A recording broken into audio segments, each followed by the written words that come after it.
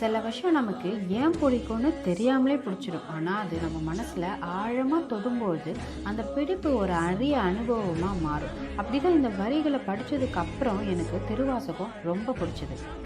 புல்லாகி பூடாய் புழுவாய் மரமாகி பல்விருகமாகி பறவையாய் பாம்பாகி கல்லாய் மனிதராய் பேயாய் கணங்களாய் வல் அசுரராகி முனிவராய் தேவராய் செல்லா நின்ற தாவர சங்கமத்துள் எல்லா பிறப்பும் பிறந்திழைத்தேன் எம்பெருமான் மெய்யே உன் பொன்னடிகள் கண்டு இன்று வீடு உற்றேன் உய்ய என்னுள்ளத்துள் ஓங்காரமாய் நின்ற மெய்யா விமலா விடைப்பாகா வேதங்கள் ஐயா என ஓங்கி ஆழ்ந்து அகன்ற புண்ணியனே.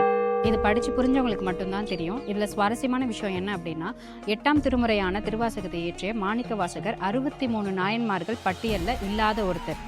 இதில் இன்னும் சுவாரஸ்யமான விஷயம் என்னன்னா, மாணிக்க வாசகர் சொல்ல சிவபெருமான் எழுதிய திருவாசகம் திருச்சுற்றம்பலமுடையான் கையொப்பம்னு எழுதிருந்தா நம்பப்படுற திருவாசகம் இன்னும் இருக்கு. ஆமாம், கிட்டத்தட்ட 1100 வருஷங்களுக்கு முன்னாடி எழுதப்பட்ட திருவாசகம் இன்னும் இருக்கு. அது எங்கே இருக்குன்னு உங்களுக்கு தெரிஞ்சா கமெண்ட்டில் சொல்லுங்கள். நான் அடுத்த வீடியோவில் சொல்கிறேன்.